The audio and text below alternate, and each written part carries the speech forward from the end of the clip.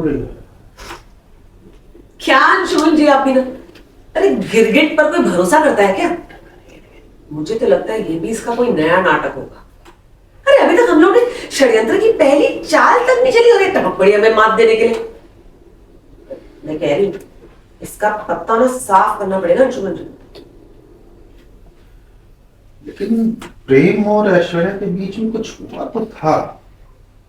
क्या पता सच में प्रेम ने कोई गलती की हो। तब तो इस लड़की की दाद देनी पड़ेगी। ऐश्वर्या और प्रेम के बीच में कुछ हुआ तो था। अगर सच में प्रेम ने कोई गलती कर दी हो तो अब तो उस लड़की की दाद देनी पड़ेगी कि वो उत्तरा के उस्त्र से भी तेज निकली। मैं बता रही हूँ आपको, इस बच्चे को हथियार बनाकर किसी घर में जम जाएगी वो, जैसे वो रुद्राक्षी जम गई है। Rolling Lord